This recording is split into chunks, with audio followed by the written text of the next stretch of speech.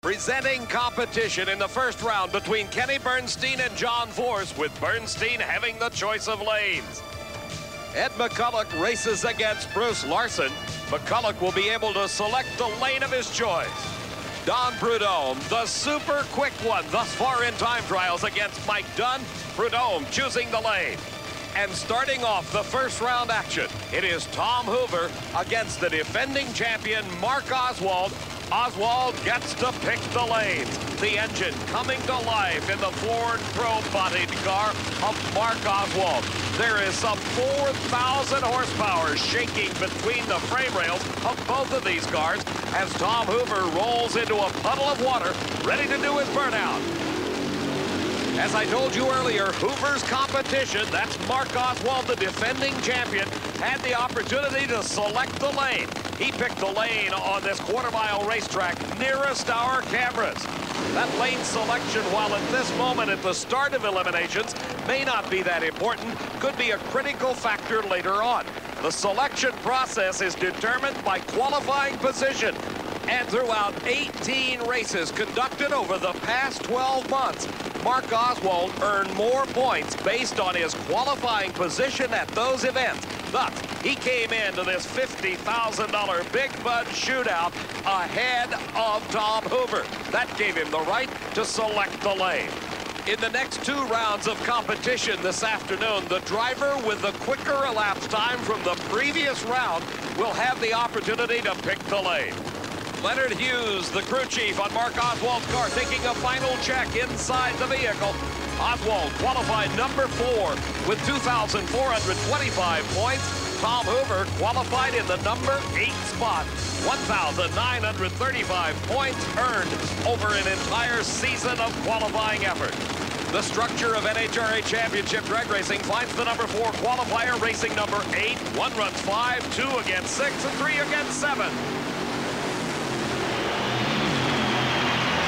Mark Oswald easily outdistances Tom Hoover, a 5:33 and 272-mile-an-hour winning run. That moves Mark Oswald into the semifinals. Back at the starting line, the man they all fear at this point, Don Prudhomme, bringing the engine to life in his race car. Already a 5.26-second elapsed time under the direction of that man. That's Mike Clover, the crew chief, and take a look.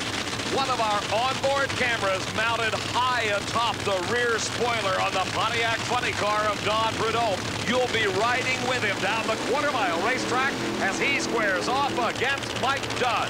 Dunn completing his burnout as we ride along with Prudhomme as he heats up those huge 17-inch wide tires, getting them as hot as possible to provide as much traction as they can. Let's go down now to the far end of the racetrack where Steve Evans is with Mark Oswald. Steve, you're the first to try the track. Your impressions? Oh, it's excellent. Best it's ever been. You know, we looked at it this morning. We were up taking pictures, and we knew it would be. Good job. Thank you. Well, according to Oswald, lane choice may not be a critical factor in this $50,000 shootout. But right now, you can bet both of these men, Dunn and Prudhomme, are concerned with recording the quickest elapsed time they can. Dunn came into this race in the number 7 spot with 2,000 points to his credit.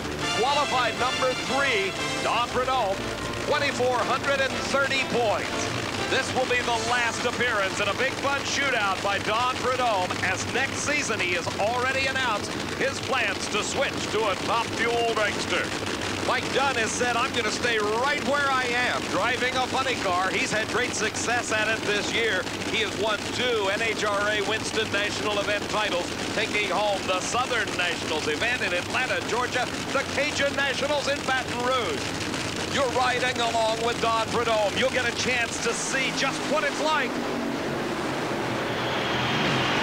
Prudhomme thunders down the quarter mile with the quickest elapsed time ever here at Indianapolis Raceway Park. 5.17 seconds. His speed over 272 miles an hour here at the Big Bud Shootout.